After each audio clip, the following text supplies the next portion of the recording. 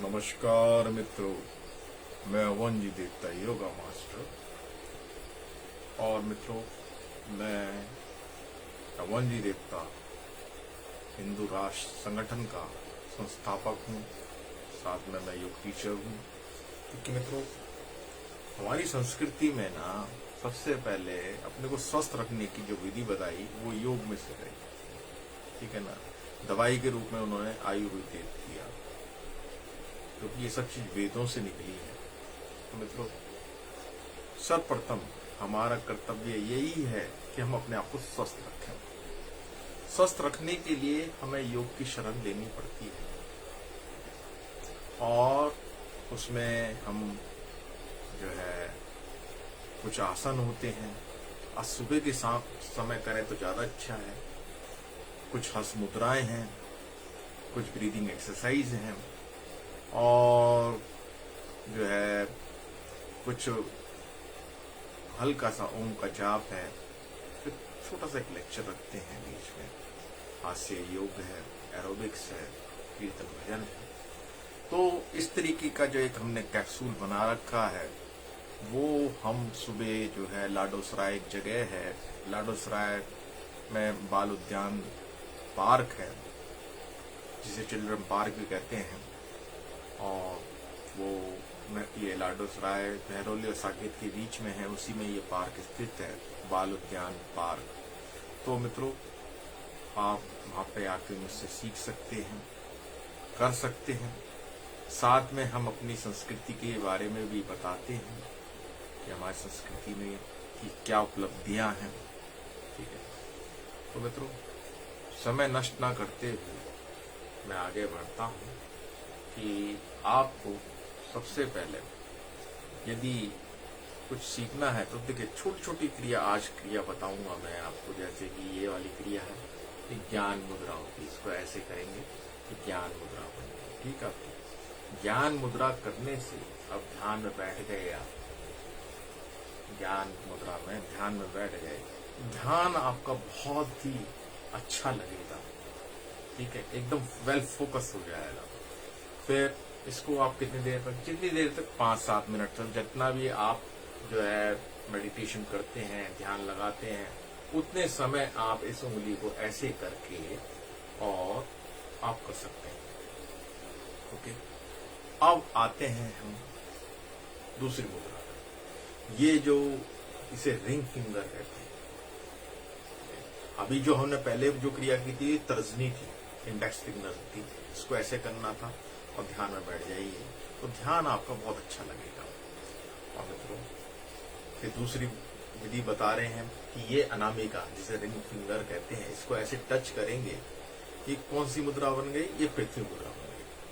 तो मित्रों, अगर किसी का वेट बढ़ा हुआ है या वेट कम है, तो वो वेट उसका बैलेंस हो जाएगा, ठीक है। छाती और वेट एक साथ हो जाएगा। इसको कम से कम 15-15 मिनट आप कर सकते हैं, ठीक है। देखिए मित्रों, आप करेंगे तो फायदा होगा। ये मुद्रा, सारी मुद्राओं करने की आवश्यकता नहीं है। जो आपकी समस्याओं को दूर करे, वो मुद्रा आप कीजिए, ठीक। अब है ये कन की उंगली को ऐसे मिला दिया, ये वरुण मुद्रा हो गई है। बहुत छोटी छोटी चीजें, देखिए कोई नहीं है, उंगली मोड़ने में कुछ नहीं आता। देखिए ये क्या मुद्रा बनी है? ये वरुण मुद्रा बनी। और वरुण मुद्रा करने से क्या लाभ होता है? वरुण मुद्रा करने से आपके जो बॉडी में जो वाटर लेवल है, वो जो है कम हो जाता है। डिहाइड्रेशन की कमी होती है, तो उसमें करते हैं, ठीक है। और जो कि आपके पेशाब संबंधी रोग भी होते हैं, वो भी ठीक हो जाते हैं। और ये लीवर किडनी का जो फंक्शन है, उसको नॉर्मल कर देती है, उसका फ्लो को नॉर्मल बनाती है। और अगर आप इसको ऐसे करेंगे, ये जो है मूल पे लगाएंगे, तो ये जलोधर मुद्रा कहलाएगी। कन की उंगली को अंगूठे की इस पे लगाना है। तो ये कौन सी मुद्रा हो गई? ये मुद्रा हो गई आपकी जलोधर मुद्रा, ठीक है मित्रों। और मित्रों,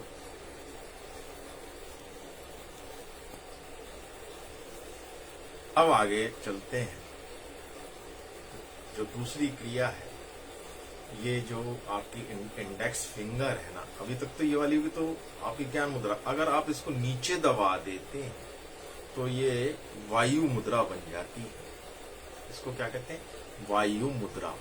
वायु मुद्रा जो है बहुत ही इफेक्टिव है।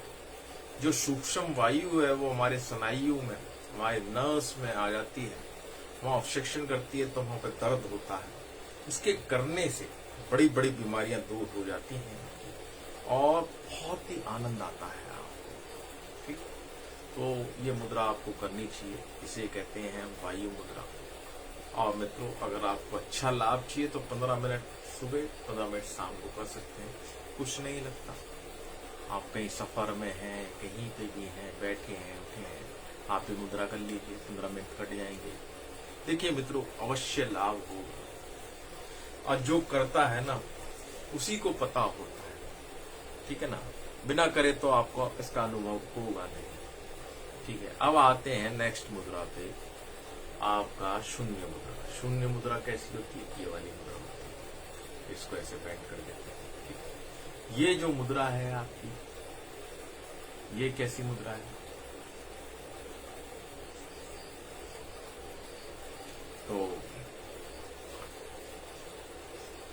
ये, हाँ, अभी आपको हमने बताया ये शून्य मुद्रा, जो बड़ी मूली होती है ना, मध्यमा, उसको अगर बैंड कर देते हैं तो जो आपकी श्रवण शक्ति, सुनने की पावर जो है वो बढ़ जाएगी। हो सकता है अच्छा अभ्यास करें, लंबा अभ्यास करें, सही ढंग से करें तो आपको सुनने की मशीन भी हट जाए।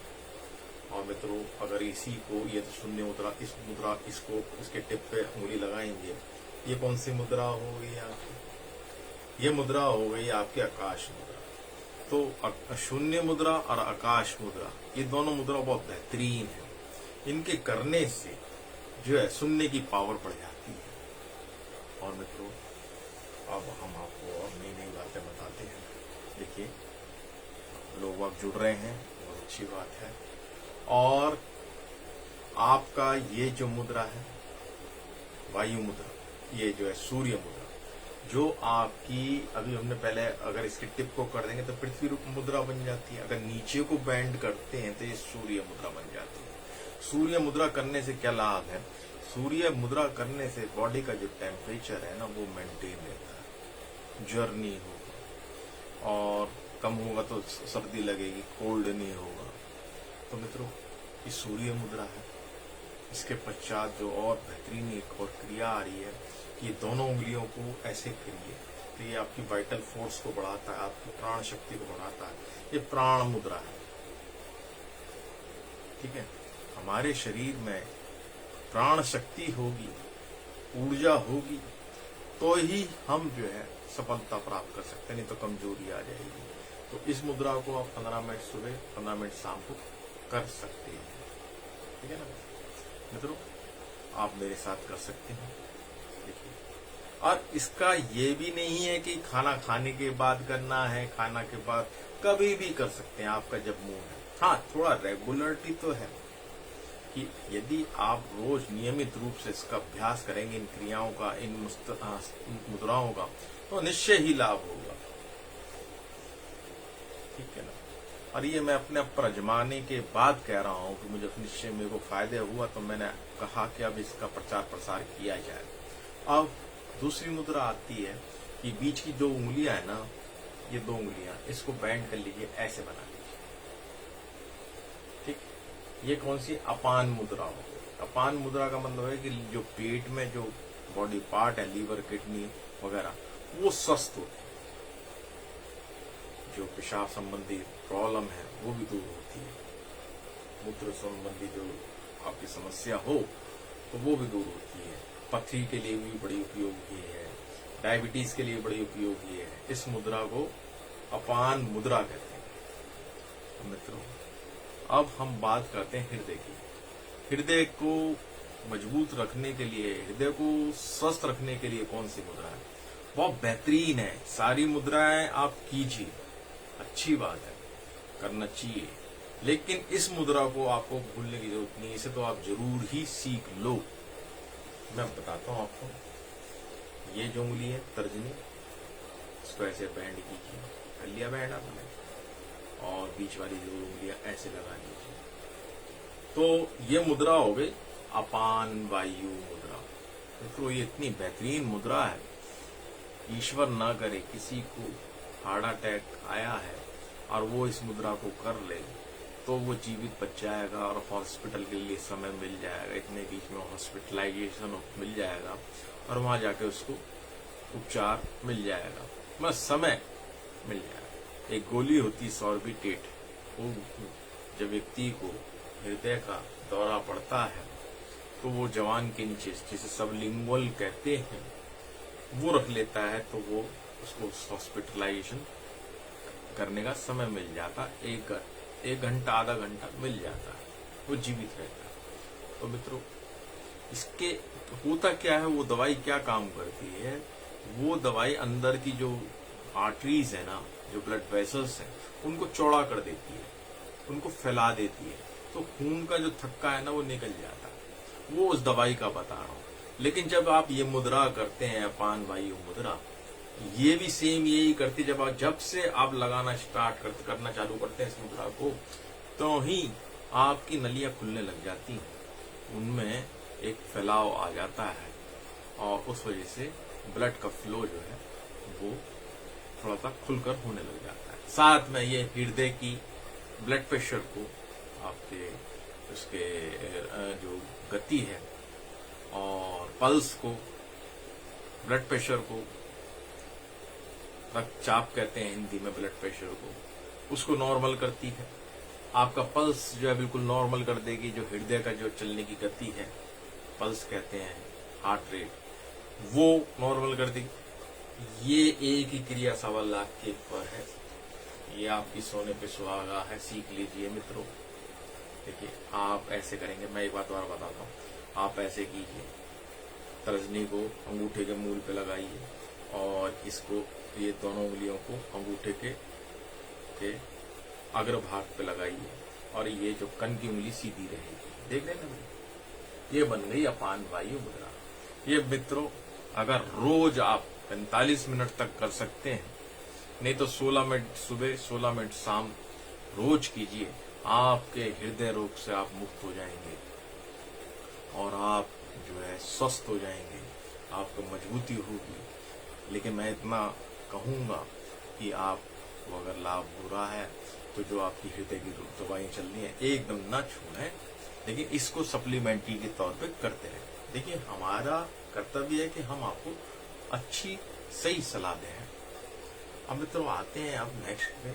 देखिए सर्दियों में क्या होता है, शिवलिंग मुद्रा है, बाएं अंगूठे को बस ऐसे कस के आगे को खींचना है। गर्मियों में नहीं कीजिए क्योंकि गर्मियों में और गर्मी बढ़ जाएगी शरीर में, तो आप इसे सर्दी में कर सकते हैं। जब बहुत सर्दियां पड़ रही हो तो शिवलिंग मुद्रा कर सकते हैं। ठीक आगे की जो मुद्रा है देखिए, आप ये कीजिए इसको, ये शंख मुद्रा है, ये सहज मुद्रा है और मूलाधार, उड़ान, जलांधर वो बंद होते हैं, वो कभी हम फिर डिस्कस करेंगे।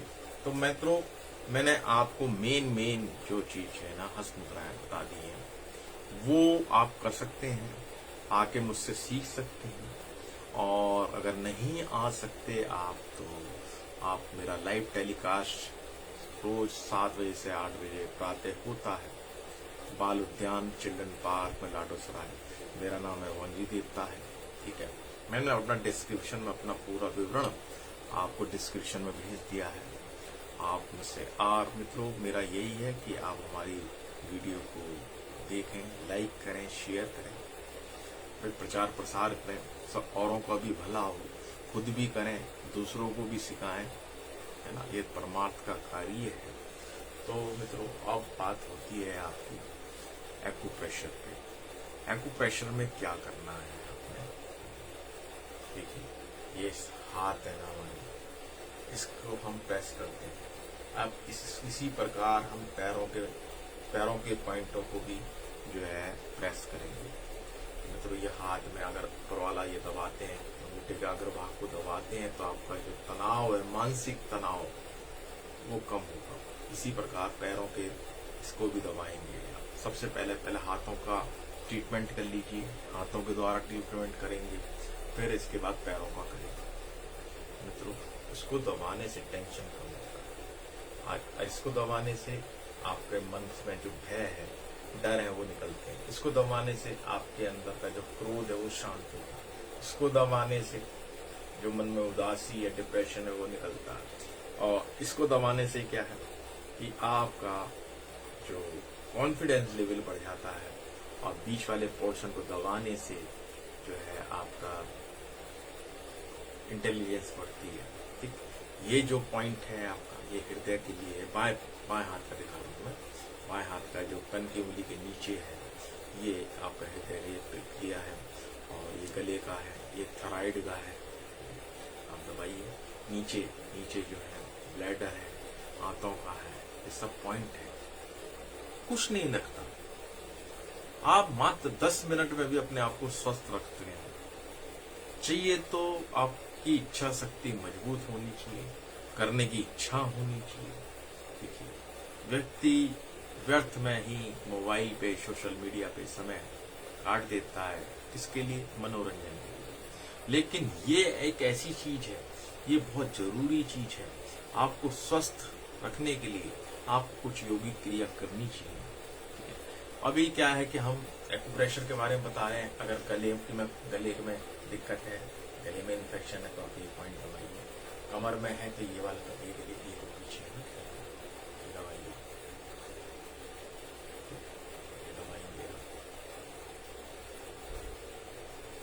तो बहुत बातें हैं, और ये दबाएंगे, बीच का पॉइंट दबाएंगे। इसी प्रकार पैर का भी दबाएंगे, सारे दबाएंगे।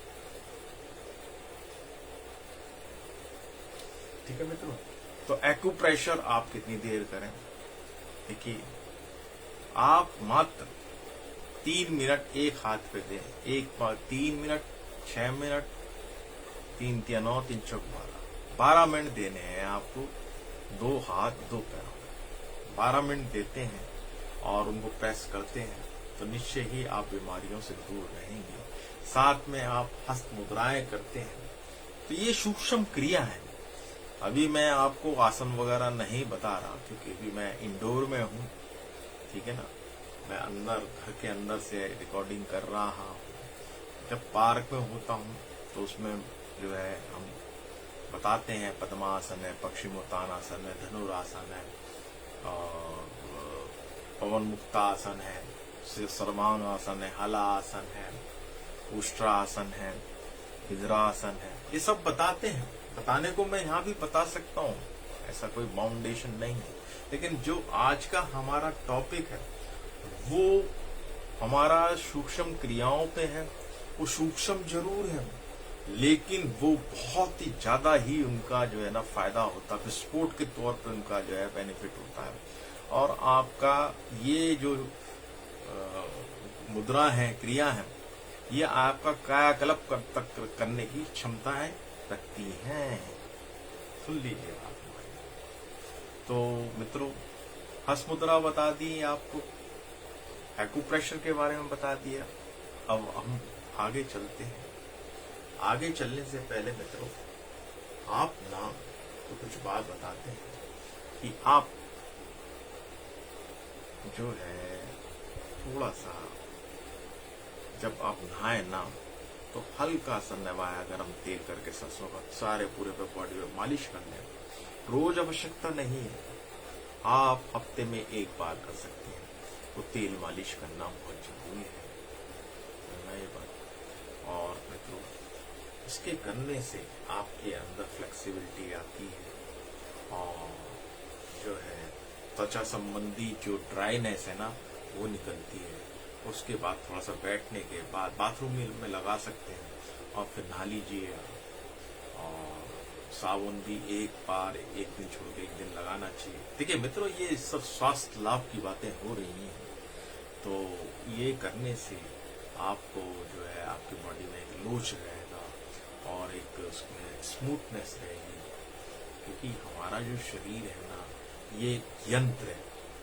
हम इसकी देखभाल करेंगे, इसकी मेंटेनेंस करते रहेंगे, तो ही स्वस्थ रहेंगे।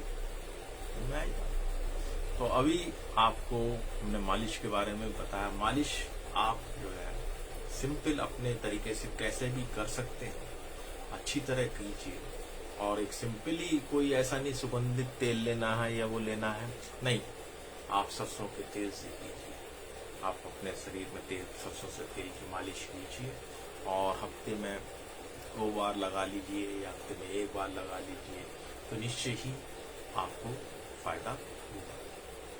अब मित्रों, समय हो चला है, थोड़ा हल्का फुल्का हम आपको ब्रीदिंग एक्सरसाइज के बारे में बता दें कि ब्रीदिंग एक्सरसाइज करने से अनंत फायदे होते हैं। मित्रों, ये जो क्रियाएं बता रही हैं आपको बहुत थोड़ा समय लेती हैं। आप सुबह कीजिए, शाम को कीजिए, लेकिन नियमित रूप से। ये नहीं कि एक बार कर लिया आगे नहीं कर रहे, ये नहीं, आपको नियमित रूप से रोज करना पड़ेगा, तभी आपको फायदा होगा। तो हम बताते हैं, आप ब्रीदिंग एक्सरसाइज में बताते हैं।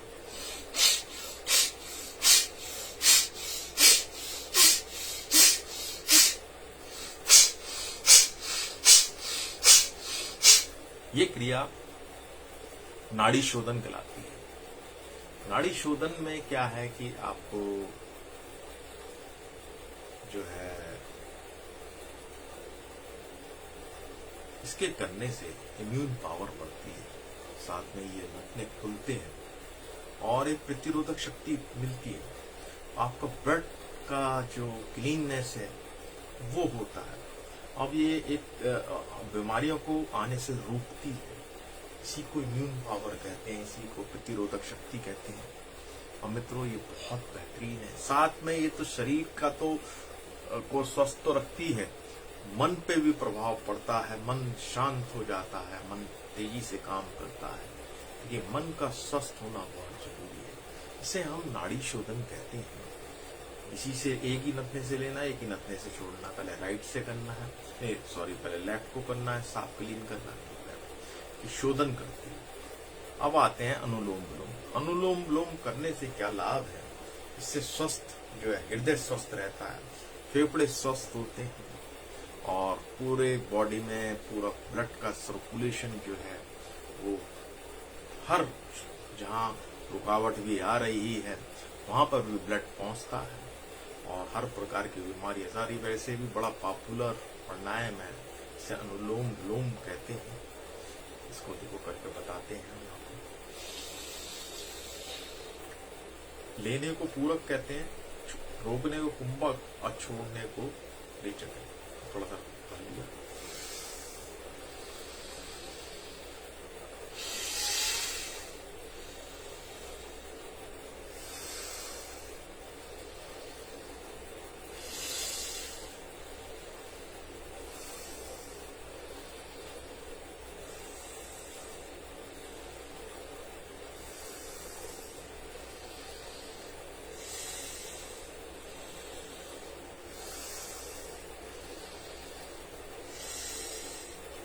मतलब लेना है, थोड़ा सा हल्का सा उसे होल्ड करना है। लेने को पूरक कहते हैं, रोकने को कुंभक कहते हैं और छोड़ने को जो है आपका रेचक कहते हैं। वैसे तो इससे बड़ी बड़ी सिद्धियां मिल सकती हैं यदि आप इसका नियमित अभ्यास करें, अभ्यास को बढ़ाते रहें। लेकिन मेरी आपसे अनुरोध है कि ये सिर्फ जितनी भी बड़े प्राणायाम है, सांस लेने की जो एक्सरसाइजेज हैं, इन्हें कृपया आप योग गुरु की देख रेख में ही करें, उनसे सीखें पहले फिर करें, ठीक है ना मित्रों। देखो ऐसा होता है, कुछ लोग ब्लड प्रेशर के मरीज होते हैं, अगर आप क्रिया कर रहे हैं तो बीपी रेस कर सकता है। तो सने धीरे धीरे, और आप ना किसी योग इंस्ट्रक्टर या अच्छे गुरु या मुझसे मिल सकते हैं, मैं आपको सिखा दूंगा। सीखने के बाद आप करते रहिए उसका अभ्यास, आपको लाभ ही लाभ होगा, नुकसान नहीं होगा। तो इसे अनुलोम विलोम कहते हैं। इसके करने से हृदय रोग, फेफड़े के रोग, अस्थमा, सर्दी, नजला, जुकाम सब चले जाते हैं और मन में स्फूर्ति आती है और आनंद का एक स्रोत उठता है। तो मित्रों ये बहुत बेहतरीन आपको मैंने बताया। अब हमको करने कपाल भाती। कपाल भाती में क्या करना है कि आपने सिर्फ सांस को बाहर छोड़ना है।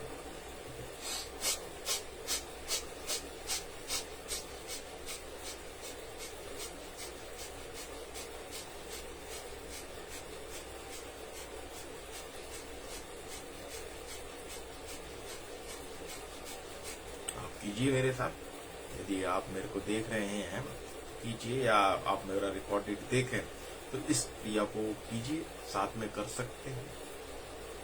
देखिए मित्रों, करते की विद्या है, करोगे तो मिलेगा। जो सोचते रहोगे तो कुछ नहीं मिलेगा, जो चुप के रहोगे तो काम नहीं बनेगा, जो बढ़ते चलोगे तो रास्ता मिलेगा। ठीक है ना। तो अभी देखिए आपको कपाल भाती करते हैं। कपाल भाती करने से जो आपका ब्लड शुगर है, लेवल है, डायबिटीज के लिए बहुत इफेक्टिव है कपाल भाती। और साथ में आपका बीपी वगैरह को भी ये बहुत नियमित कर देता है, बहुत नॉर्मल कर देता है। और ये दवाई छुड़वाने में की क्षमता रखता है। इतना बेहतरीन ये जो प्राणायाम है जिसका नाम कपाल भाती है, इसमें क्या करना है, आपने सांस को बाहर छोड़ना। जब सांस बाहर छूटे तो आपका पेट अंदर होना चाहिए।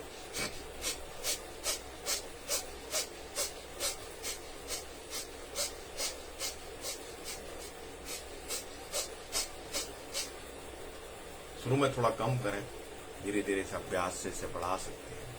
हर प्राणायाम को आप 1-1 मिनट भी देते हैं तो 5 हुए तो 5 मिनट ही लगेंगे। यदि आपके पास 5 मिनट भी नहीं है तो फिर तो आप कुछ नहीं कर सकते। हमारी बातों का बुरा तो मानना मत, लेकिन यह है कि शरीर है तो सब कुछ है, सेहत ही सब कुछ है। ठीक है ना। Health is wealth. ठीक है ना। आपका जो स्वास्थ्य है वही आपका एकमात्र धन है, क्योंकि ईश्वर ना करे कभी किसी के ऊपर निर्भर होना पड़े, डिपेंडेंट होना पड़े।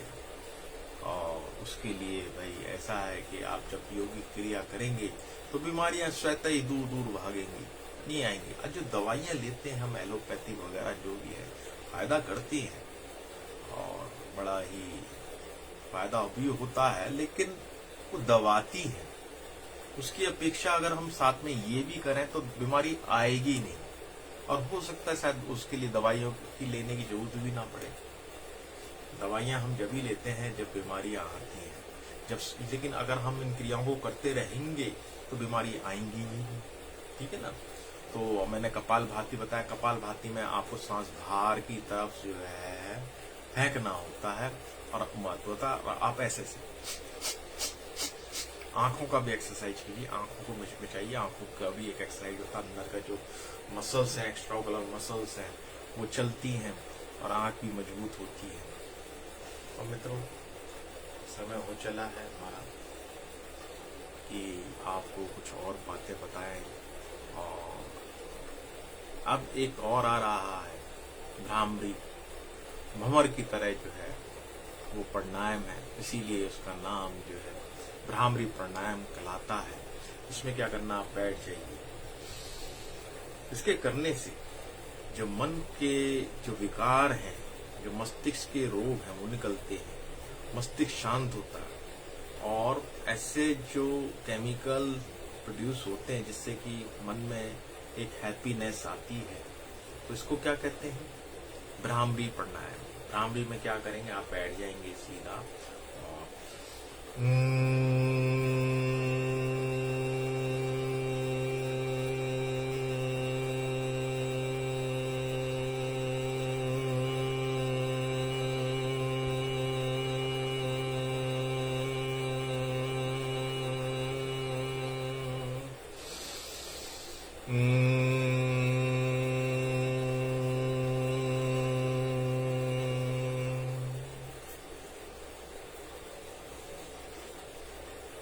तो मित्रों,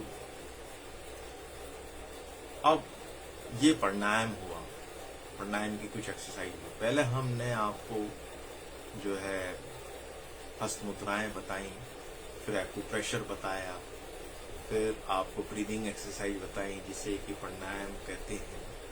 3 क्रिया हम कर सकते हैं। ये ऐसी है, इसके लिए ऐसा नहीं है कि कोई नियमित समय है, आप जब मर्जी कर सकते हैं, खाना खाने के बाद भी कर सकते हैं, खाना खाने से पहले भी, कोई दिक्कत नहीं है, कोई इसका साइड इफेक्ट है ही नहीं। और मित्रों, ये सब जो चीजें हैं, ये विद्या है, ये हमारे वेदों से निकली है, हमारे शास्त्रों में इनका वर्णन है। ऋषि मुनियों ने जो है ना, इन पर शोध किया और तब जाके इनको अपने पर अपनाया, अपने पर उसको कसौटी पे कसा, और फिर उसके बाद जो है, तो हम गृहस्थ हैं, गृहस्थों के लिए स्वस्थ रहने के लिए छोटी छोटी अगर वो क्रिया करते हैं तो उनको अवश्य ही लाभ मिलेगा। अब मित्रों, ये तो हो गई प्राणायाम की बात। अब देखिए, थोड़ा सा जो आपके थोड़े से घर में आयुर्वेद की बात तो करते हैं। आयुर्वेद भी क्या, वो थोड़ा सा घर में रसोई में जो सामान रखा रहता है, आप उससे कैसे लाभ प्राप्त कर सकते हैं। मान लो हल्दी लीजिए, हल्दी वाला दूध पिएंगे, जिसे कि गोल्डन दूध कहते हैं, तो आपके अंदर की जो कोई चोट है, इन्फेक्शन है, वो दूर हो जाएगी। हल्दी अपने आप में एक एंटीसेप्टिक पाउडर है। वो तो हल्दी का गांठ को लेकर उसको पिसवा के, तो वो एक ओरिजिनल होता है, क्योंकि आजकल एक क्वालिटी का बड़ा ही एक रोल रहता है कि ये स्वच्छ है या नहीं, किस प्रकार से क्या प्रोडक्ट है, ठीक है ना। तो अपनी गांठ को, जो हल्दी की गांठ को पिसवा लो और उसका जो करवा के, या फिर आप किसी अच्छी जगह से खरीद लें हल्दी का पाउडर, और हल्दी का प्रयोग आप एक चम्मच सुबह शाम भी ले सकते हैं। ये एक बार लें, एक चम्मच लें, तो आपके अंदर चेहरे पे चमक आएगी, आपका जो ब्लड में के विकार हैं, जो रक्त विकार है, वो दूर होंगे, फोड़े फिंसियों से दूर हो जाएंगे। बहुत ही बेहतरीन चीज है। अब दूसरी चीज आती है, वो भी घर पे मिलती है, लहसुन। लहसुन का एक है कि उसमें बहुत तेज जो स्मेल आती है, तो मित्रों सुबह अगर आप उसे छील कर 2 पोथी उसकी लेते हैं, 2 पीस लेते हैं, तो हृदय के लिए बहुत अच्छा वायुनाशक है। ये बहुत बेहतरीन, ये अपने आप में हर्बल मेडिसिन है। सुबह लीजिए, ठीक है ना, और उसकी बदबू मुंह से आती है तो सौंफ खा लीजिए, तो ये आपके हृदय को भी स्वस्थ रखती है। हल्दी, लहसुन रसोई में मिल जाती है।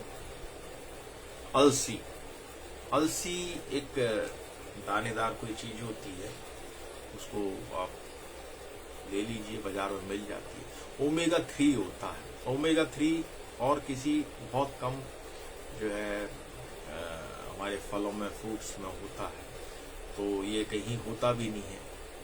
मेरे को लगता है दूध में भी नहीं होता ओमेगा 3।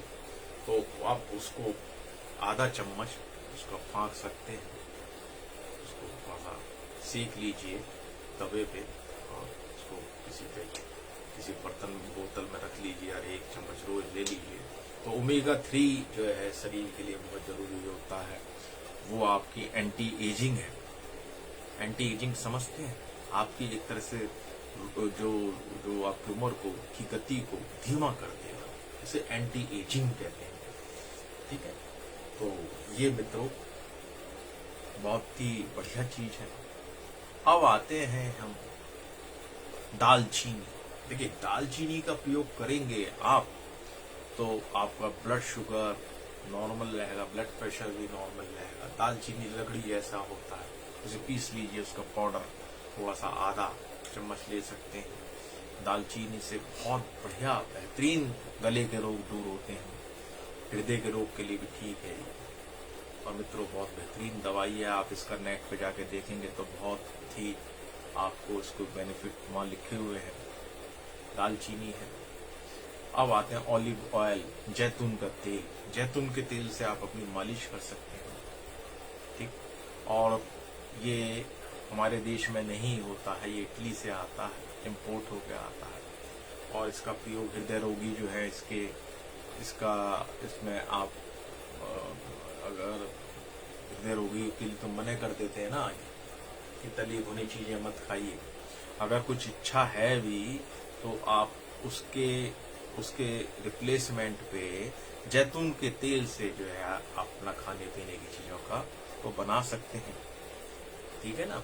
तो जैतून का तेल बहुत बढ़िया है, थोड़ा महंगा है लेकिन बेहतरीन है। थोड़ा सा अच्छे सोर्स से खरीदा जाए और एकदम प्योर हो तो निश्चय ही फायदा देता है। तो जैतून का तेल बहुत बढ़िया होता है। अब मित्रों, अजवाइन। देखिए, अजवाइन जो है ना, ये वायु नाशक होती है अजवाइन। तो आदमी को ना जब सोते समय अजवाइन थोड़ा सा खा ले, और हम अजवाइन जो खाने पीने की चीजों में भी डालें, जिससे कि हमारे को गैस की प्रॉब्लम ना हो, गैस्ट्रिक प्रॉब्लम ना हो। क्योंकि अजवाइन अपने आप में ना वायुनाशक है। ठीक। और इसके बारे में भी आप ज्ञान प्राप्त कर सकते हैं। आजकल तो नेट की सुविधा है, आप नेट पे जाइए ऑनलाइन, वहाँ पे देखिए अजवाइन के बड़े बड़े फायदे हैं। आंवला। आंवला मैंने देखिए, आंवला एक कलयुग का एक जो है एक अमृत कहा गया है। आंवला जो है बहुत बढ़िया विटामिन सी का स्रोत है। आंवला खाने से आंखों के लिए अच्छा है, और त्वचा के लिए बहुत अच्छा है, पेट के लिए बहुत अच्छा है। और उसके अलावा एक और होता है त्रिफला चूर्ण। त्रिफला चूर्ण तो बहुत बेहतरीन चीज है, कवच को दूर होता है। मित्रों, जिसके कवच रहती है वो लाइफ में स्वस्थ रह ही नहीं सकता है। आपका पेट का साफ होना बहुत जरूरी है। तो आप रात को हल्के गुनगुने पानी से आधा चम्मच, 1 चम्मच जो है त्रिफला चूर्ण ले लें। आजकल तो मार्केट में उपलब्ध है पाउडर के रूप में। बनाने में तो बहुत श्रम लगता है। बाकी इसमें आंवला होता है, बहेड़ा होता है, और एक और होता है हरड़ होती है, हरड़, भीत की, हरद की, आमल की, इन तीनों का मिश्रण से जो है त्रिफला चूर्ण बनता है। त्रिफला चूर्ण का अगर आप नियमित रूप से जो उसका सेवन करते हैं तो फायदा होगा, क्योंकि पेट में ना कब्ज नहीं होनी चाहिए। और त्रिफला चूर्ण के बारे में क्या कहें, ये बहुत बेहतरीन है। ये एक तरह से आयुर्वेद में अपने एक राजा का स्थान रखता है। और जैसे एक माँ अब बच्चे का ख्याल रखती है, तो अंदर आपने पानी से ले लिया, अब अपना ये अपना काम करे जा रहा है, अंदर की सफाई करे जा रहा है, और सुबह तक सब पेट साफ मिलेगा। बहुत बेहतरीन चीज है, त्रिफला चूर्ण का सेवन करना चाहिए। तो फिर आपको अश्वगंधा है, अश्वगंधा से जो है एक एनर्जी आती है, बॉडी का जो टेम्परेचर को मेंटेन रखता है। साथ में ये मधुमेह की बीमारी होती है या फिर शुगर वालों के लिए बहुत अच्छा होता है। अश्वगंधा एक बहुत ही ऊर्जावान, ऊर्जा को बढ़ाता है। शिलाजीत भी इसी प्रकार का है कि, लेकिन थोड़ा सा गर्म होते हैं, तो अवश्य है कि किसी वैद्य के जो है उस पे निर्देशन पे ही लें। और फिर देखिए मित्रों, आजकल गर्मियां चल रही हैं, छाछ जो मक्खन निकालते हैं उसमें से जो उसका पानी निकलता है उसे छाछ कहते हैं। तो छाछ का सेवन आप दोपहर में कर सकते हैं। उसके करने से ना आपका मस्तिष्क एकदम प्रफुल्लित हो जाएगा, आपके मन में जो है अच्छा लगेगा, फीलिंग अच्छी आएगी, सेहत के लिए बहुत अच्छा है। छाछ कहते हैं उसे। शहद, शहद ओरिजिनल होना चाहिए। शहद भी बहुत बेहतरीन है, लेकिन शहद अगर यदि किसी व्यक्ति को शुगर की बीमारी है तो वो उससे ना लें। शहद लेने से आंखों के लिए अच्छा है, बालों के लिए अच्छा है। साथ में ये शहद जो है कहीं पे खून में रुकावट है तो उसके लिए भी बहुत बेहतरीन है। कलौंजी, कलौंजी भी एक काले रंग के बीज से होते हैं, उसको लेंगे तो वो भी जो ब्लॉकेज है, जो नलियों में जो इसकी आर्टरीज में होती है ब्लॉकेज, उसको खोलता है। कलौंज के ब्लैक से होते हैं, आपको मिल जाएगी कहीं पंसारी की दुकान वगैरह पर मिल जाएगी कलौंज। और मित्रों, एक बहुत बेहतरीन आपको फार्मूला बताते हैं हम आपको कि मेथी ले लें, मेथी के बीज थोड़े ले लें, रात को भिगो दें, मेथी के बीज लें, साथ में सौंफ लें, और थोड़े से हल्के से दालचीनी ले लें। और ये तीनों चीज़ें, सौंफ को तो खैर कोई बात नहीं, बाद से में ले सकते हैं, तो रात को भिगो दें, फिर सुबह जो है इनको पानी में, 1 गिलास पानी में इनको उबालें। जब वो 1 गिलास पानी आधा गिलास रह जाए तो उसे ठंडा करके और उसका सेवन करें। देखिए आपको हृदय रोग नहीं रहेगा, ब्लड प्रेशर नहीं रहेगा और शुगर की बीमारी नहीं होगी। लेकिन नियमित रूप से आपको 2-3 महीने करना पड़ेगा। देखिए कुछ पाने के लिए कुछ खोना पड़ता है, ठीक है ना। आजकल व्यक्ति सोचता है सब चीज बनी बनाई मिल जाए और भैया पोलार एकदम हम पी जाए। अब आयुर्वेदिक में तो ये चीज आयुर्वेद की भी नहीं है, ये तो आपके घर में मौजूद है, कि घर में आपकी किचन में मौजूद है और उसी का प्रयोग करके आप अपने आप को स्वस्थ रखें। क्योंकि इनमें कोई साइड इफेक्ट नहीं है, इनका कोई साइड इफेक्ट नहीं है, ये हानि नहीं पहुंचाएंगे ये आपको। तो मित्रों मैंने बताया, फिर व्यक्ति को रात को हो सके तो आपको हल्दी मिला दूध ले ले। तो स्वास्थ्य रखने के कुछ टोटके हैं, उन्हें आप आजमाएंगे तो निश्चय ही फायदा होगा। देखिए हमने आयुर्वेद के बारे में भी आपको हर्बल चीजों के बारे में बताया, मसालों से आप अपना कैसे ट्रीटमेंट कर सकते हैं। घर में जो मसाले रखे होते हैं, जो सामग्रियां होती हैं, उनसे आप कैसे अपने आप को स्वस्थ रख सकते हैं। अब तो समय वो चला है थोड़ा सा, आप जो है ओम का वो करेंगे, लंबा उच्चारण करेंगे उसका।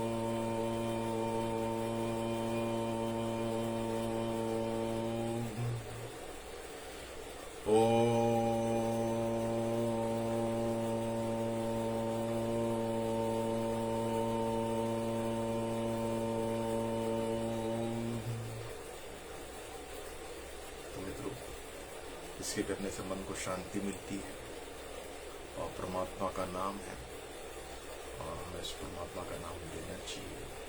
ओम का मतलब है निराकार परमात्मा और एक आवाज के द्वारा उनका ध्यान करना। और ये भ्रामरी के तौर पे लिया जाता है कि नीचे मूलाधार से ऊपर तक लेता है, पूरा ऐसे चलता है, ये शोधन करता है। ओम करके जब हम लंबा ओम खींचते हैं बड़ा फायदा होता है ना मित्रों। अब मित्रों थोड़ा सा समय हो चला है कि हम प्रवचन कुछ अपनी संस्कृति के ऊपर उसके बारे में कुछ बात करें। आज का टॉपिक है कि हमारा इतिहास, हिंदू धर्म का इतिहास। तो मित्रों सर्वप्रथम आप ये समझ लीजिए कि हमें अपने शत्रु को समाप्त करना है। हमारा शत्रु कौन है? हमारा शत्रु है हमारा अज्ञान। अज्ञान की जड़ है हमारे दुखों के लिए, क्योंकि अज्ञान के कारण ही हमारे को जो है बहुत दुखों का, समस्याओं का जो है सामना करना पड़ता है। और ज्ञान के लिए आपको ज्ञान की शरण में जाना पड़ेगा, ज्ञान अर्जित करना पड़ेगा। और मित्रों आप अपने को स्वस्थ रख सकते हैं योगिक क्रिया करके, ठीक है ना। लेकिन यदि कोई व्यक्ति ने अपने जीवन में कोई गलतियां की है और उस गलतियों को वो बार बार दोहराता है तो उसे सफलता नहीं मिलेगी। क्योंकि मित्रों वो गलती आगे नहीं होनी चाहिए और आगे की प्लानिंग बना के हमें तेजी से अपने उद्देश्य की पूर्ति के लिए कार्य करना चाहिए। मित्रों ये ठीक है कि हमारे हमारे देश में जो है बहुत ही गरीबी है, बेरोजगारी है और लॉ एंड ऑर्डर अच्छा नहीं है। क्या कारण है? और जबकि देश को आजाद हुए अभी तो काफी साल हो गए, है ना? 65 साल जो भी हिसाब लगा लो, 47 में हुआ था तो आप कितने साल हो गए। लेकिन ये समस्याएं जो है, ये गरीबी की, बेरोजगारी की, हताशा की, और हमारे को जो नॉर्मल एम्यूनिटीज उपलब्ध नहीं है हमारे देश में, या अशिक्षा की, या महिलाओं के, बच्चों के अधिकारों के ऊपर, ये क्यों नहीं है? क्योंकि हम अपने जो गलतियां पहले करते हुए आए हैं उनको हमने सुधारा नहीं है। वो गलतियां भी कर रहे हैं और आगे बढ़ भी रहे हैं, उन्हीं को लेके चल रहे हैं, तो निश्चय ही हमें सफलता नहीं है मिलेगी। और मित्रों, लुटेरे कदम कदम पर है, हमें उनसे निपटना पड़ेगा। तो आपको ना, दुश्मन तो कदम कदम पर है, आपको उसके निपटने के लिए उसको आपको टेक्निक आनी चाहिए। और आपने जो पहले गलतियां की हैं वो गलतियां मत दोहराइए ना, उनको नहीं दोहराना। तो हमें अपनी शत्रुओं को पहचान करनी पड़ेगी, ठीक है? और ये जो रोग वगैरह हैं, ये भी एक तरह के नॉर्मल ही है, इन्हें ट्रीट किया जा सकता है योग के द्वारा, दवाइयों के द्वारा। लेकिन हमारा शत्रु वो है जो हमें डिवाइड करता है, हमें बांटता है, हमें संगठित नहीं होने देता। बहुत बड़ी बात है मित्रों, अगर हम संगठित ही नहीं होंगे तो हम टूट जाएंगे। एक तिल्ली को तो कोई भी तोड़ देता है, जब लेकिन बंडल ऑफ स्टिक्स हो जाती है ना, तो तोड़ना बहुत मुश्किल हो जाता है। तो हमारा शत्रु वो है जो हमको एकजुट नहीं होने देता। और मित्रों, हमें विकास करना है, सच्चा विकास करना है, तो हमें देखना होगा जो हमने विगत जीवन में जो गलतियां की हैं वो गलतियां ना दोहराएं, उन गलतियों को ना करें और आगे की प्लानिंग बना के आगे बढ़े। हम सनातन थे, सनातन है, सनातन रहेंगे। हर व्यक्ति सनातन है। और उसने तो, क्योंकि सनातन का मतलब ये होता है कि आत्मा तो सदा से है, उसके रूप में जो शरीर मिला है उसमें है। गीता पढ़ लीजिए, गीता भागवत पढ़ लीजिए, अष्टावक्र गीता पढ़ लीजिए। तो हमारा जो धर्म है वो सनातन है और हमारे ऊपर बहुत अत्याचार हुए, तो हमारा धर्मांतरण हुआ, हमारी कमी की वजह से हुआ। और मित्रों, और हमारा जो इतिहास है वो तो लिखा गया, वो मत तो मोड़ कर लिया। हमें को असली इतिहास की जानकारी नहीं है। पिछले 2-2.5 हजार साल से हम अत्याचार होते आ रहे हैं, लेकिन हमने कभी आवाज उठाई नहीं, हमने उनका विश्लेषण नहीं किया कि क्या कारण था, हम गुलाम रहे, हमें इतने दुख मिले, ऐसी क्या बात है। इसके लिए हमारे जो राजा लोग थे ना पहले, मुगलों से पहले, वो लोग ठीक नहीं थे, ऐदरदर्शी थे, वंशवाद था उनमें, नाकाबिल थे और वो अपनी खुद की प्रजा का शोषण करते थे, उन पर अत्याचार करते थे। सुरक्षा के नाम पे उन्होंने, जो उनकी सेना ना के बराबर थी, ट्रेंड नहीं थी। ये कारण था कि हमारे शोषण का, और भारी हमलावर आकर हम पर लूट कर चले गए और हम पर राज किया। ये मित्रों समझना पड़ेगा, हम किसी की बुराई नहीं कर रहे हैं, हम सिर्फ अपनी बुराई कर रहे हैं कि हम में क्या कमियां रही, क्यों आखिरकार हम गुलामी रहे, गुलामी के कारण भी हम ही थे। तो मित्रों, कुछ प्रकाश डाला जाए अपने हिस्ट्री के ऊपर। 711 में एक विदेशी हमलावर आया, सिंध प्रांत से, अरब कंट्री से आया था, मात्र 16 साल का था, और उसने राजा दाहिर को हराकर जो है अपना खूब उस राज्य का दमन किया और धर्मांतरण कराया और कैद करके बहुत औरतों को, बच्चों को अपने देश ले गया। तो मित्रों, ये पहला मुस्लिम हमलावर था जो आया था।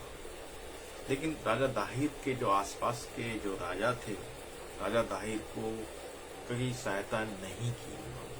हालांकि उसने सहायता मांगी थी राजा दाहिर ने, लेकिन उसने उन्होंने कहा कि ये तो जो युद्ध हो रहा है वो तो राजा दाहिर का हो रहा, हमें क्या लेना देना इससे। हालांकि फिर बाद में उसने विदेशी हमलावर ने उनको भी उन पे हमला करके उनको जीत लिया। देखिए, क्योंकि जो है ना, यूनाइटेड नहीं थे, एक दूसरे से जलते थे और एक दूसरे की सहायता नहीं करते थे, और यही कारण था हमारे पतन का। फिर एक और आया, ये 971 से 1030 तक, उसने भी खूब, सोमनाथ का मंदिर है एक गुजरात में, उसको लूटा, फिर बना दिया, फिर वो लूट के चला गया। अरे भाई, जब आप रक्षा ही नहीं कर पाते हो तो क्यों इतना वो कर रहे हो? लेकिन आस्था का विषय है। लेकिन वो लूट के ले जाता था, मूर्तियां तोड़ता था। मैं नहीं कह रहा, ये इतिहास में लिखा हुआ है। लेकिन सॉरी, वामपंथी वाले इतिहास को ना पढ़ना, असली इतिहास को ही पढ़ना। फिर एक हमारे बहुत महान प्रतापी राजा हुए हैं जिनका नाम पृथ्वीराज चौहान। वो एक हमलावर आया था, उसको उन्होंने 17 बार हराया, 16 बार 17 बार आया, 16 बार। 17वीं बार वो हार गए। क्यों हारे? क्योंकि जो उनके रिश्तेदार था वही गद्दार निकला, जयचंद।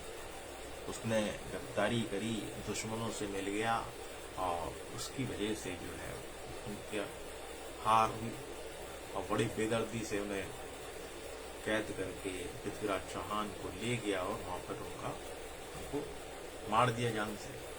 उनके परिवार से भी बड़ी बदसलूकी की, बड़ा ही अत्याचार किया उनके परिवार वालों पे भी। तो मित्रों, ये जो कमियां हैं ना, इनसे सीख लेनी चाहिए। फिर वो उसका जो हमलावर था पृथ्वीराज चौहान से लड़ा, वो अपना एक गुलाम शासक छू गया दिल्ली में। तो वो उसने मीनारे बनाई। आज भी मीनारों के नीचे जो है हिंदुओं के मंदिरों के अवशेष हैं। उसने 4 साल राज किया।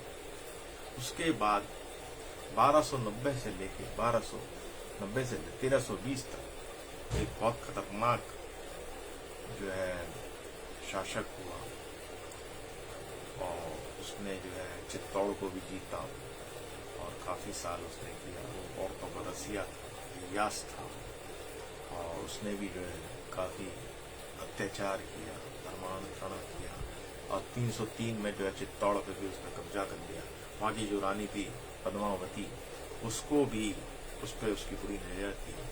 रानी को उसके मंसूबों का पता चल गया था, तो वो अन्य रानियों को लेकर और अपनी जो रानियां थी, नौकरानियां थी, जो भी थी, उनको लेके जो है वो जोहर कर लिया।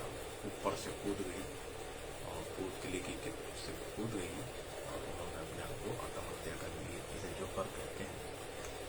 तो मित्रों, आगे बढ़ते हैं।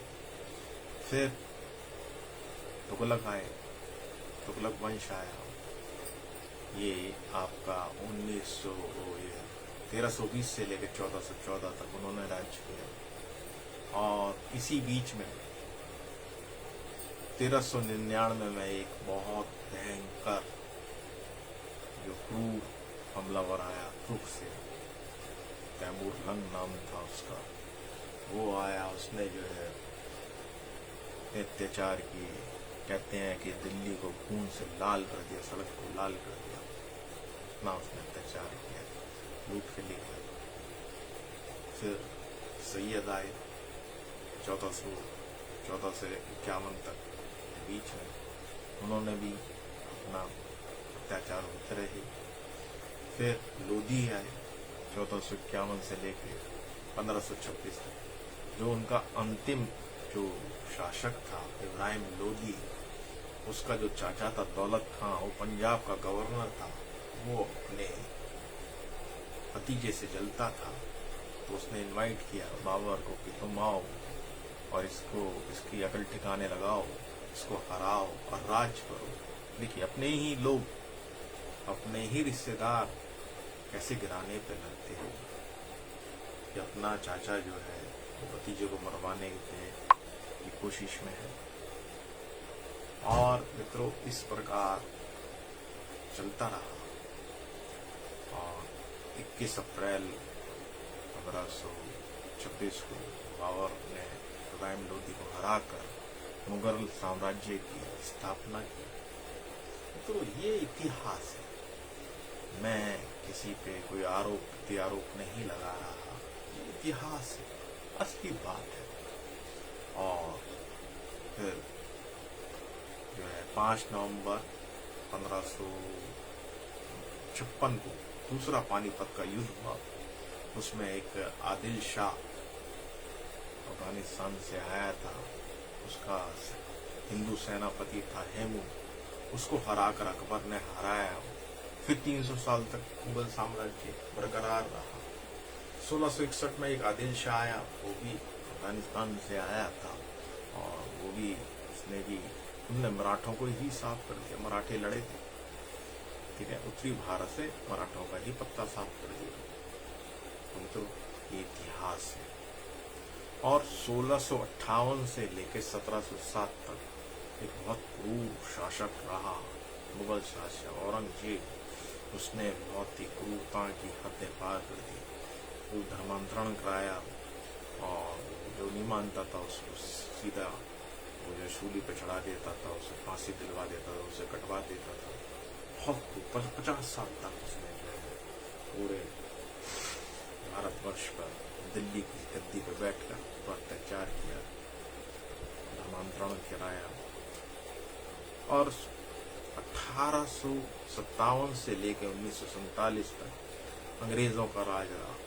अंग्रेज अर्नोल्ड टैबी एक फिलोसफर हुए हैं, इतिहासकारक हुए हैं, वो लिखते हैं कि अंग्रेजों के पास इतना पैसा था, वो कहते थे कि हमारे राज्य में सूर्य डूबता ही नहीं, क्योंकि उनका राज्य दूर दूर तक पूरी दुनिया में फैला हुआ था। तो यहाँ पे दिन है और जगह रात हो रही, रात है तो दिन है।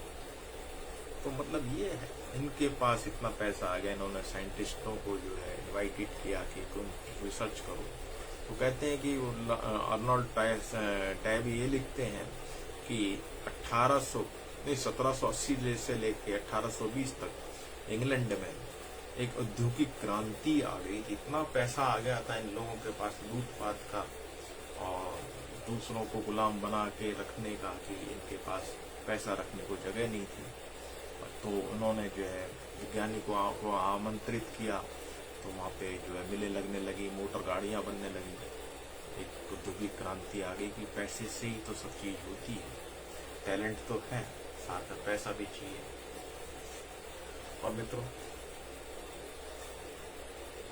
क्रांतिकारियों का बहुत हाथ रहा, बहुत योगदान रहा हमारे को आजादी दिलाने में, लेकिन हिंदुओं पर फिर भी अत्याचार होते रहे और हो रहे ही है। फिर दोहरा था कि जो है मोहम्मद बिन कासिम आया पहले, फिर जो है गजनबी आया, अघोरी आया, फिर कुतुबुद्दीन ऐबक आया, फिर अलाउद्दीन खिलजी आया, तुगलक आया, तैमूर लंग आया,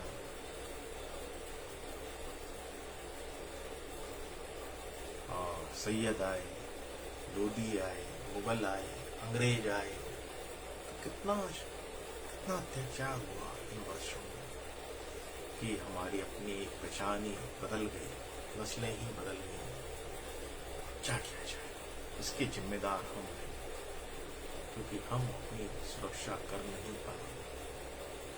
वो राजा लोग थे उस जमाने के,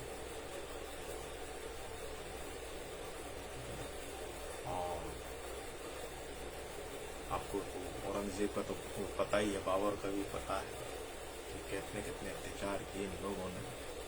और एक सिकंदर लोदी भी हुआ है, वो भी बहुत कट्टर था, उनने भी बड़े धर्मंग था उनके राय। उसके यहाँ उसके राज्य में एक बंगाली था, वो कहता था कि ईश्वर एक, अल्लाह हो या भगवान हो। भाई इसी बात को वो चिढ़ गया।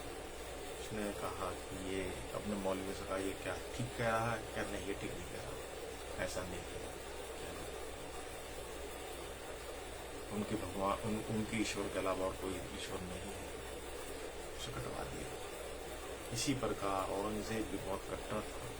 बाबर तो हमारे मंदिर को तोड़ के उसमें बाबरी मस्जिद बना दी। तो मित्रों, ये एक कटु सत्य है, ये इतिहास है। और इतिहास जो है कि जो नॉर्मल जो सच्चाई है वो उससे छुपाया गया। हमलावरों के नाम पे हमारी दिल्ली में ही देख लो, सड़कों के नाम है। तो आखिरकार ये विदेशी हमलावर हमारे पास क्यों आते थे, क्यों आकर्षित होते थे भारतवर्ष से? क्योंकि उस समय भारत की जो जीडीपी थी ना, बहुत ज्यादा बढ़ी हुई थी। और कहते हैं कि ये एक सोने की चिड़िया था, ये भारतवर्ष सोने की चिड़िया था, हर कोई लूटने आ जाता था। क्योंकि राजा लोग अक्षम थे और उन्होंने कोई प्लानिंग की नहीं, अपने वंशवास से ही राजा बन जाते थे। और फिर जो है कोई खास उपलब्धि सुरक्षा के विषय में करते नहीं थे। 2500 साल पहले विक्रमादित्य राजा हुए, उन्होंने जब वो बौद्ध धर्म का और जैन धर्म का बहुबाल्य था, तो उन्होंने फिर दोबारा से सनातन धर्म की नींव रखी। और अपने जो मूर्ति पूजा करना, अपने जो देवी देवता हैं उनके करना, और व्यापार को बढ़ाया उन्होंने, कपास का, लोहे का, उन्होंने अपनी मुद्रा भी चलाई। इवन देन 6ठी ईस्वी में शंकराचार्य एक महात्मा हुए हैं जो दक्षिणी भारत से आए थे, क्योंकि उत्तरी भारत पे तो हमलावर थे, लेकिन दक्षिणी भारत अछूता था। तो वो उन्होंने अद्वैत का सिद्धांत दिया कि ईश्वर एक है, ब्रह्मा विष्णु महेश सब ये एक है, तीनों देवियां एक है, आप किसी भी रूप में पूजा कीजिए, ईश्वर की ही पूजा होगी। तो अद्वैत का जो उन्होंने जो सिद्धांत है वो दिया। और मित्रों, इनके पास बहुत पैसा था। कहते हैं शाहजहां के पास एक मयूर सिंहासन था, उसमें 1500 किलो सोना लगा हुआ था और अनगिनत हीरे जवाहरात लगे थे। उस समय 450 करोड़ उसकी लागत आई थी। 17वीं शताब्दी की बात बता रहे हैं और बहुत मूल्यवान था। लेकिन 1739 में एक बाहर का ईरान का एक लुटेरा आया, नादिर शाह, उसे लूट के ले गया। बताइए, इतनी महंगी चीज को लूट के ले गया, सुरक्षा ही नहीं कर पाए। तब तो मुगलों का शासन था, वो भी ऐसा मत हुआ। अब तो एक हमारी असफलताओं का एक कारण ये भी है, बहुत बड़ा कारण है वो, कि हमारे यहाँ गद्दारों की कमी है। एक जयचंद हुए हैं, जयचंद हुआ है, पृथ्वीराज चौहान के ससुर थे, उन्होंने गद्दारी करी तो वजह से हार गया। मान सिंह था, वो राजपूत था, वो चाहता तो महाराणा प्रताप की तरफ से लड़ सकता था, लेकिन नहीं, वो सेनापति बना तो जो है अकबर का बना और राजपूत से लड़ा। फिर फणींदास घोष जो थे, जो भगत सिंह के साथी थे, जब पकड़े गए तो वो सरकारी गवाह बन गए। उनकी वजह से ही भगत सिंह जी को जो है फांसी की सजा हुई। और मित्रों, इसी प्रकार लक्ष्मीबाई, रानी झांसी का लक्ष्मीबाई का नाम सुना होगा, उनके भी एक कोई रिश्तेदार थे, जिजिया सिंधिया, उनकी ही गद्दारी की वजह से वो अंग्रेजों के हाथ मारी गई, झांसी की रानी लक्ष्मीबाई। और एक मीर जाफर हुआ है, सिराजुद्दौला एक नवाब हुआ था बंगाल का, तो उसने गद्दारी की, वो अंग्रेजों से मिल गया मीर जाफर, और अंग्रेजों के को उसने उसके लूप होल दे दिए, और उसके कारण जो है सिराजुद्दीन अंग्रेजों के हाथ मारा गया गद्दारी के। तो मीर जाफर को नवाब बना दिया। फिर मीर जाफर से भी गद्दारी की मीर कासिम मीर जाफर को मरवा कर मीर कासिम को बनवा दिया। मीर कासिम को भी मरवा दिया अंग्रेजों ने। देखिए, ये सगे किसी के नहीं होते, दुश्मन दुश्मनी होता है, ठीक है। यूज एंड थ्रो, यही एक नीति है। फिर एक मीर सादिक भी हुआ है, टीपू सुल्तान का सेनापति था, मंत्री था। हालांकि टीपू सुल्तान अपने आप में एक बहुत क्रूर शासक कहा जाता है, बहुत धर्मांतरण वगैरह कराया ऐसा कहा जाता है, लेकिन उनने अंग्रेजों से लोहा लिया था। तो इस कारण करके उसकी जो गद्दारी की मीर सादिक की वजह से टीपू सुल्तान भी मारा गया अंग्रेजों के हाथ। तो ये अंग्रेज जो है ना, ये गद्दार जो है ना, ये एक तरह से कैंसर का काम करते हैं, धीरे धीरे धीरे शरीर को खा रहे होते। जैसे कोई देश भी तो एक शरीर है ना, जैसे कोई मर्ज धीरे धीरे बढ़ रहा होता अंदर, व्यक्ति को पता भी नहीं चलता, वो चित जाता कुछ दिनों में। यही 1990 में कश्मीर में कश्मीरी पंडितों पर अत्याचार, एक फिल्म बनी है, उसमें भी देख सकते हैं आप। और मित्रों, 20 मई 1498 को वास्को डी गामा ने भारत की खोज की। वास्को डी गामा ने भारत की खोज की। देखिए मित्रों, आपका ये समय आप दे रहे हैं कीमती समय, लेकिन ये बहुत ही नॉलेजेबल विषय पे बात हो रही है कि जानिए। अगर नहीं जानेंगे तो बहुत बड़ा घाटा हो सकता है। हमें इतिहास का, सच्चे इतिहास की नॉलेज होनी चाहिए, क्योंकि जो हमारे पूर्वजों ने गलती की थी वो हम न दोहराएं। क्योंकि वो जो दुश्मन है अब नई टेक्नोलॉजी से हमारे सामने फिर उपस्थित होगा, उसे हमारी कमजोरियां, वीकनेस पता है। क्यों हमारी वीकनेस है कि हम एकजुट नहीं हो सकते, और वही हम सुरक्षा पे भी ध्यान नहीं देते। तो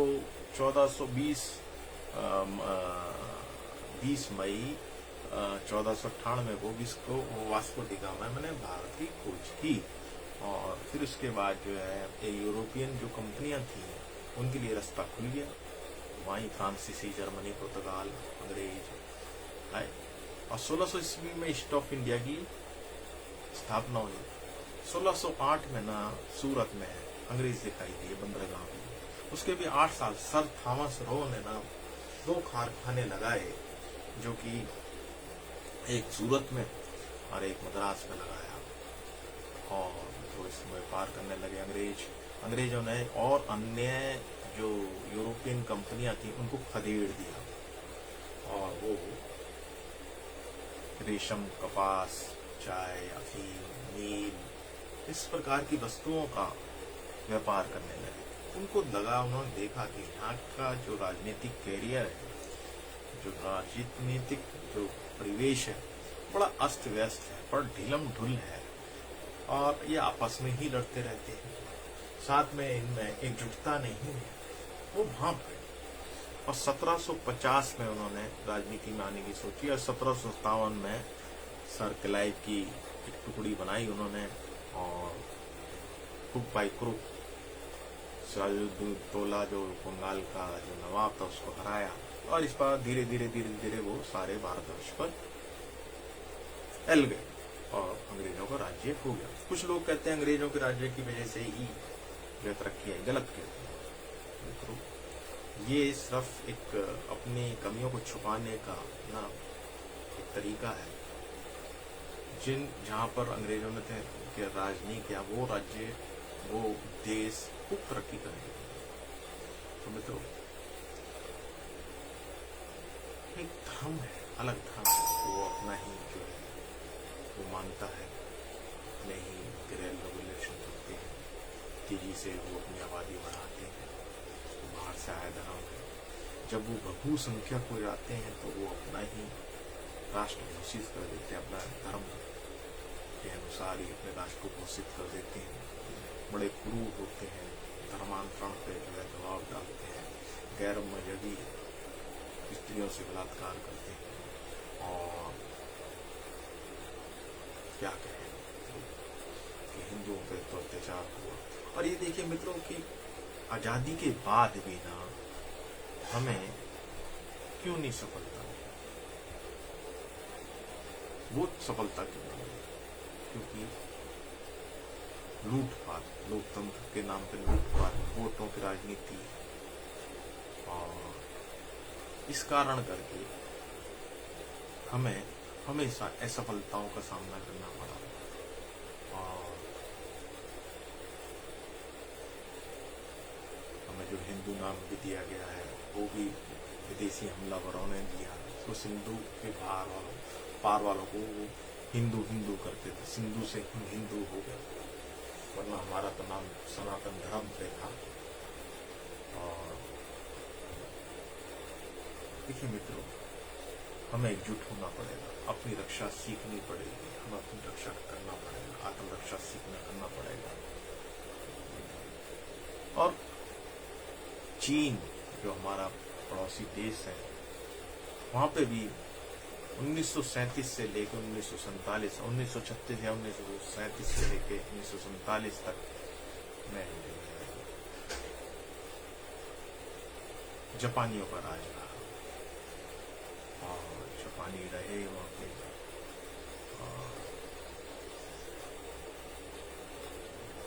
तो वहां पे जापानियों को ना जो अत्याचार किए चीन ने, आज भी उनके पाठ्यक्रम में बच्चों को पढ़ाया जाता है, छात्रों को बताया जाता है कि चीन का इतिहास क्या रहा, वास्तविक किस प्रकार जापानियों ने चीनियों पे अत्याचार किए, और रियली में बताया जाता है। लेकिन यहाँ पर जो इतिहास लिखा वो वामपंथियों ने लिखा, तरोड़ के लिखा, हमलावरों को महिमा मंडित किया गया, ठीक, उनको और ज्यादा महिमा मंडित किया। हमें एकजुट होना है, उसके लिए हमें योग सीखना है, को तन मन से मजबूत होना है, तन मन धन से सबसे मजबूत होना है, ठीक है।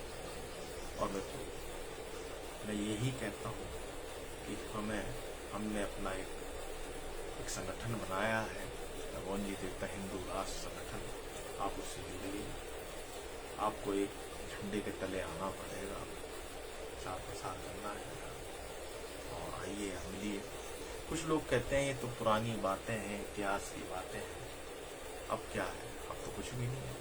अरे भाई, इतिहास को दोहराता है। अगर हम ऐसे गलतियों से हमने शिक्षा नहीं ली और ये दोहराते रहे तो आगे फिर दोबारा गुलामी की नौबत आ सकती है,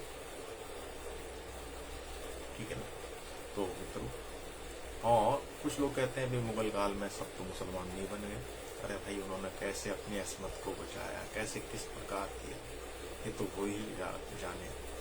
वो जजिया कर देते थे अपने कि वो हिंदू हैं, इस बात का कर देते थे कि कर दीजिए आप। मित्रों, फिर मैं दोहराता हूँ, आखिरकार जो हमलावर थे विदेश से, वो क्या 20 फुट के थे, लोहे के थे, क्या कारण था कि वो जो है हम पे हावी हो जाते थे, हम उनका कुछ भी नहीं बिगाड़ पाते थे। पर एक ही आंसर है कि हम एकजुट नहीं थे। हमारे राजा लोग ज्यादा ही यास थे, दूरदर्शी थे, वो राज करने लायक नहीं थे, वंशवाद से आए थे, वो इतने जो है क्या कहते हैं उसके लिए फिट नहीं थे, योग्य शासक नहीं थे, और वो अपनी प्रजा पे खुद भी जो है अत्याचार करते थे। यही कारण, और आजादी के बाद भी हम तरक्की नहीं कर पाए। तो आपको बीमारी का जो है ना डायग्नोस तो करना पड़ेगा, जब भी तो ट्रीटमेंट बनेगा। और जो कलयुग है और जो अलग धर्म वाले हैं, उनको उनके गुण मिलते हैं, कलयुग उनके साथ है। लेकिन जब वो लोग अपने जो जहाँ से वो धर्म आया है वहाँ जाते हैं, तो उनको एहसास कराया जाता है कि आप एक कन्वर्टेड है और आप ओरिजिनल नहीं है। और मित्रों, हिंदुओं पे तो अत्याचार होता रहा, भी हो रहा है। और कलयुग जो समय चल रहा है, कलयुग कह रहे हैं, इसे वेदों में से कलयुग कहा गया है, कली काल। कलयुग को ना तप, स्वस्थता, दया, सत्य ये अच्छा नहीं लगता। और कलयुग के गुण कह लो, अवगुण कह लो, और अलग धर्म वालों को गुण अवगुण कह लो, वो मिलते हैं, वो मिलते हैं। कलयुग में जो है जुआ, शराब, परिस्थिति दमन, हिंसा, झूठ, मद, काम, वैर और निर्दयता, दुश्मनी, ये इनका बहुलोक होता है। इनकी अधिकता मिलेगी, आप अशांति मिलेगी। और मित्रों, हमें कलयुग से तेज चलना पड़ेगा। अगर हमें जीतना है, हमें एकजुट होना पड़ेगा। वो जिहाद की बात करते हैं कि उनका धर्म खतरे में है, वे जिहाद लड़ेंगे। वो गजवाए हिंद की बात करते हैं, वो कि हिंद को जीतना है, क्योंकि हिंद के लोग कमजोर हैं ना, और ऐसी ऐसी बातें करते हैं। वो उनके धर्म के खिलाफ, उनके अनुसार कोई उनकी ही कम्युनिटी में कोई गलत बोलता है तो वो उनके खिलाफ फतवा जारी कर देते हैं। अपने धार्मिक स्थल पर वो लड़ाके तैयार करते हैं, कहते हैं अगर तुम जीतोगे तो पृथ्वी को भोगोगे, राज्य करोगे, वो भोगोगे, नहीं तो 72,000 बुरे मिलेंगे जन्नत में। अरे भाई, किसी को मार के कहीं जन्नत मिली है? गलत काम करके, निर्देशों का गला काट के कहीं जन्नत सुलग मिली है? लेकिन आप उन पर विश्वास नहीं कर सकते। कलयुग के साथ है, हमें तो एकजुट होना है, हमें एकजुट होना है, और हमें मजबूत बनना, तन मन धन से एकजुट होने, नॉलेज जुटानी है। टेक्नोलॉजी हो चाहे कैसी भी हो, नॉलेज होनी चाहिए। हमें अपने संगठन को मजबूत कर पाना, जो कि हमारा वंचित हिंदू राष्ट्र है, उसको मजबूत करना है। और मित्रों,